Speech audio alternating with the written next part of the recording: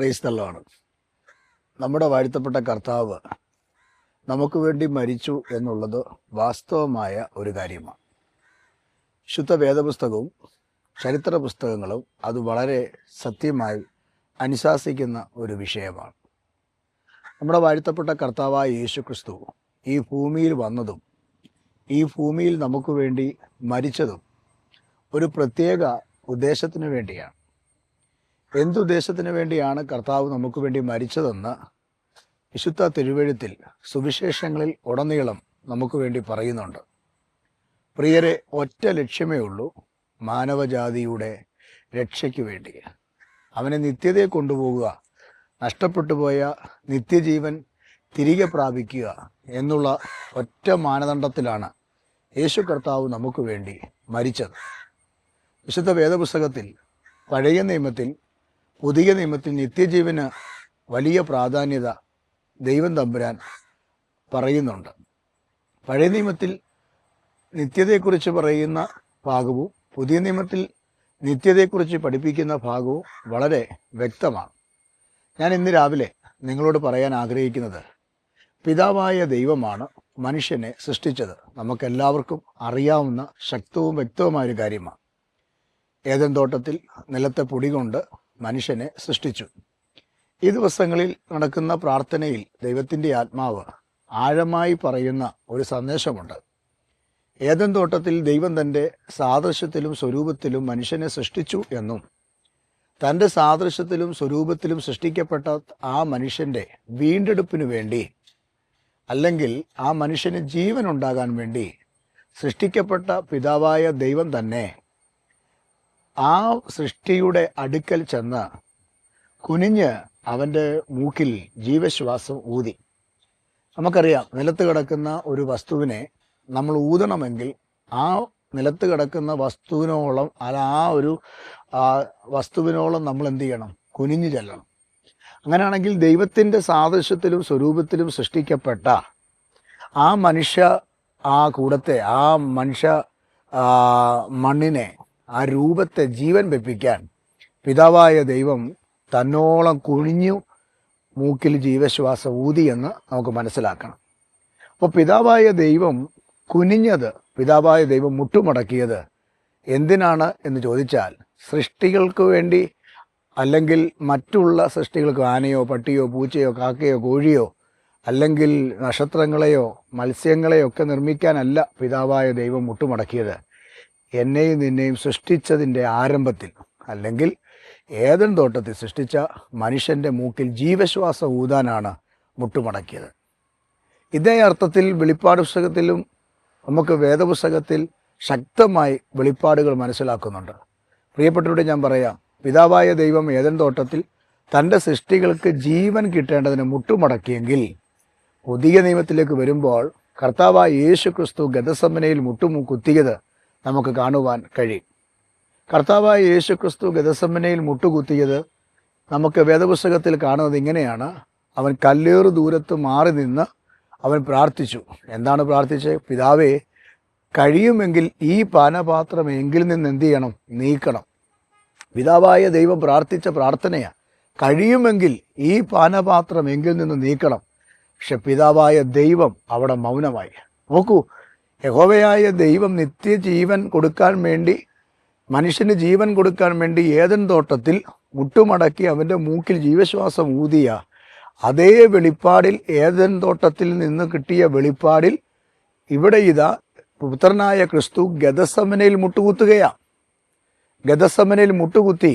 പക്ഷേ നമുക്ക് നഷ്ടപ്പെട്ടു പോയ, അല്ലെങ്കിൽ പിതാവാം ദൈവം ഊതിക്കയറ്റിയ ജീവൻ, നഷ്ടപ്പെട്ടു പോയ ആ ജീവൻ എന്നേക്കും നിത്യജീവനായി നമുക്ക് തരാൻ വേണ്ടി നമ്മുടെ വാഴ്ത്തപ്പെട്ട കർത്താവായ യേശു ക്രിസ്തു മരണത്തിൻ്റെ മുമ്പിൽ കീഴടങ്ങി. അപ്പോൾ മനസ്സിലായോ പ്രിയരെ, യേശു കർത്താവ് ഗെത്സമനയിൽ മുട്ടുകുത്തിയതും, പിന്നീട് തൻ്റെ കയ്യിൽ ചങ്ങല ധരിച്ചതും, പിന്നീട് തന്നെ കോടതിയിൽ കൊണ്ടുപോയി വിധിച്ചതും, ആ കൽത്തളങ്ങളിൽ യേശുവിനെ അടിച്ചതും, ആ ക്രൂശ് എടുപ്പിച്ചതും, അവൻ്റെ മുഖത്ത് തുപ്പിയതും, അവനെ കോലുകൊണ്ട് അടിച്ചതും, അങ്ങനെയുള്ള ജീവിതത്തിലെ പല മേഖലകളിൽ കൂടെ യേശു കടന്നുപോയത്, യേശു മരിച്ചത് നഷ്ടപ്പെട്ടു പോയ ഒന്നുകൂടെ പറഞ്ഞാൽ, പിതാവാം ദൈവം നമുക്ക് തന്ന നഷ്ടപ്പെട്ടു പോയ ആ ജീവനെ എന്നേക്കും നമുക്ക് തിരികെ തരാൻ വേണ്ടിയാണ് നമ്മുടെ വാഴ്ത്തപ്പെട്ട കർത്താവ് മരിച്ചത്. പ്രിയരെ, ഉലകത്തിൽ ഇതുപോണക്കൊരു ദൈവം വേറെ ഇല്ല. സ്വന്തം ജീവനെ തന്നു നമ്മെ രക്ഷിക്കുവാൻ ഇതേപോണക്ക് മറ്റൊരു ദൈവം വേറെ ഇല്ല. അങ്ങനെങ്കിൽ ഇന്ന് രാവിലെ പരിശുദ്ധ ആത്മാവ് ഞാൻ പറയാം, നമുക്ക് വേണ്ടി ജീവൻ തരാനും നമ്മുടെ പാപങ്ങൾക്ക് വേണ്ടി പ്രായശ്ചിത്തമാകാനും ഉലകത്തിലൊരു കർത്താവ് നമുക്ക് വേണ്ടി മരിച്ചതാ നാം ഇന്ന് രാവിലെ അനുഭവിക്കുന്ന ഈ സന്തോഷം, നാം ഇന്ന് രാവിലെ അനുഭവിക്കുന്ന ഈ സമാധാനം യേശുക്രിസ്തുവിൻ്റെ മരണത്താൽ നമുക്ക് ലഭിച്ചതാ. യേശുക്രിസ്തു മരിച്ചില്ലായിരുന്നെങ്കിൽ ഈ സമാധാനം നമുക്ക് കിട്ടില്ലായിരുന്നു. യേശുക്രിസ്തു മരിച്ചില്ലായിരുന്നെങ്കിൽ ഈ സന്തോഷം നമുക്ക് പ്രാപിക്കാൻ കഴിയില്ലായിരുന്നു. എന്നാൽ യേശു നമുക്ക് വേണ്ടി സ്വന്തം ജീവനെ തന്നതുകൊണ്ടാണ് ഞാനും നിങ്ങളും ഇന്ന് സന്തോഷത്തോടുകൂടെ ഇരിക്കുന്നത്. അങ്ങനെയെങ്കിൽ ഇന്ന് രാവിലെ എൻ്റെ പ്രിയപ്പെട്ട സഹോദരങ്ങളോട് പറയാം, യേശുക്രിസ്തു ക്രൂശിൽ സകലതും ചെയ്തു വെച്ചു. നമ്മുടെ ജീവിതത്തിൽ അനുഭവിക്കേണ്ട സകല നന്മകളും യേശുക്രിസ്തു ക്രൂശിൽ ചെയ്തു വെച്ചു. സകലതും നിവൃത്തിയായി എന്ന് പറഞ്ഞ് രണ്ട് കരങ്ങളും ക്രൂശിൽ വിരിക്കപ്പെട്ട്, കാലുകൾ ക്രൂശിൽ വിരിക്കപ്പെട്ട്, ആണികളാൽ അടിക്കപ്പെട്ട് ക്രൂശിതനായി ആ ക്രൂശിൽ കിടന്നുകൊണ്ട് ഏലോഹി ഏലോഹി ലമ്മ ശബത്താനി, എൻ്റെ ദൈവമേ എൻ്റെ ദൈവമേ നീ എന്നെ കൈവിട്ടത് എന്ത് എന്ന് ചോദിച്ച് സ്വന്തം തോളോട് തോളി ചായച്ച് പ്രാണനെ വിട്ടത് എൻ്റെ നിത്യതയ്ക്ക് വേണ്ടിയാണ്. എന്നെ അവിടുത്തെ മകനും അവിടുത്തെ അവകാശിയുമാക്കി എടുക്കാൻ വേണ്ടിയാണ് എൻ്റെ കർത്താവ് മരിച്ചത് എന്ന് പറയുന്നതിൽ എനിക്ക് വളരെ സന്തോഷമുണ്ട്. അതുകൊണ്ട് ഇന്ന് രാവിലെ ഞാൻ പറയട്ടെ പ്രിയരെ, നീ ഭാരപ്പെടരുത്, നിങ്ങൾ നിരാശപ്പെടരുത്, നിങ്ങൾ തകർന്നു പോകരുത്. നമുക്ക് വേണ്ടി മരിച്ച്, നമുക്ക് വേണ്ടി അടക്കപ്പെട്ട്, നമുക്ക് വേണ്ടി ഉയർത്തെഴുന്നേറ്റ ഒരു കർത്താവ് ഇന്നും നമുക്ക് വേണ്ടി ജീവിക്കുന്നു. ആ ജീവിക്കുന്ന കർത്താവിൻ്റെ ശക്തി നിങ്ങളിൽ ഉണ്ടാകും, എന്നിൽ ഉണ്ടാകും.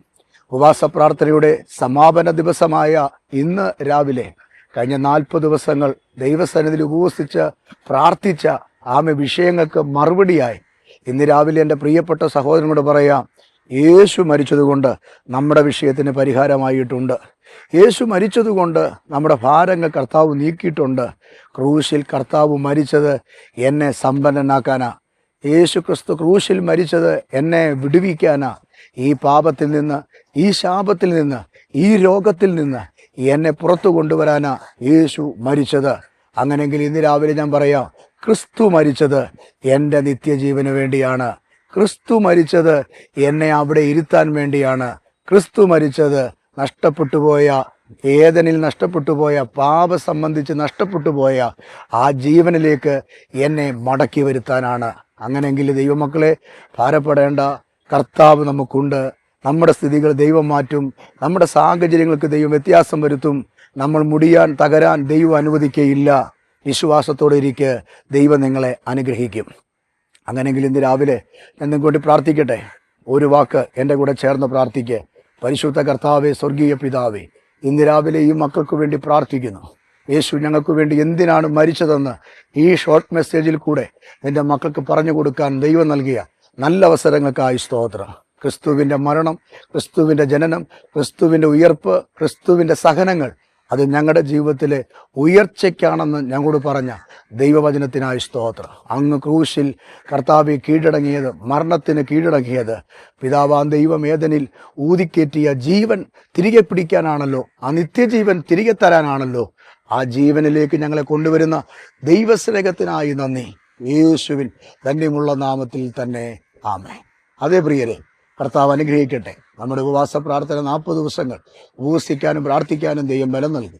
ഒത്തിരി പ്രിയപ്പെട്ടവരുടെ വിഷയങ്ങൾ, ഒത്തിരി ആളുകളുടെ നീറുന്ന വിഷയങ്ങൾ കർത്താവിൻ്റെ സന്നിധി വെച്ച് പ്രാർത്ഥിക്കാൻ കർത്താവ് നമുക്ക് അവസരം നൽകി. നാം പ്രാർത്ഥിച്ച വിഷയത്തിന് സ്വർഗത്തിലെ ദൈവം ഉയരത്തിൽ നിന്ന് അനുഗ്രഹങ്ങൾ നൽകി വീണ്ടും നമ്മളെ ആശ്വസിപ്പിക്കുകയും അനുഗ്രഹിക്കുകയും ബലപ്പെടുത്തുകയും പിന്നെയും നിങ്ങളെ ദൈവം മാനിക്കുകയും ചെയ്യട്ടെ എന്ന പ്രാർത്ഥനയോട് കൂടെ വാക്കുകൾ അവസാനിപ്പിക്കുന്നു. ഈ സന്ദേശം നിങ്ങൾക്ക് അനുഗ്രഹമായെങ്കിൽ നിങ്ങളുടെ സുഹൃത്തുക്കൾക്ക് അയച്ചു കൊടുക്കുക. ഈ മിനിസ്ട്രി ഓർത്ത് നിങ്ങൾ പ്രാർത്ഥിക്കുക. ദൈവം നിങ്ങളെ അനുഗ്രഹിക്കട്ടെ. യേശു നമുക്ക് വേണ്ടി മരിച്ചത് നഷ്ടപ്പെട്ടു പോയ ആ നിത്യജീവൻ നമുക്ക് ലഭിക്കാനാണ്. ദൈവം നിങ്ങളെ അനുഗ്രഹിക്കുമാറാകട്ടെ. ആമേൻ.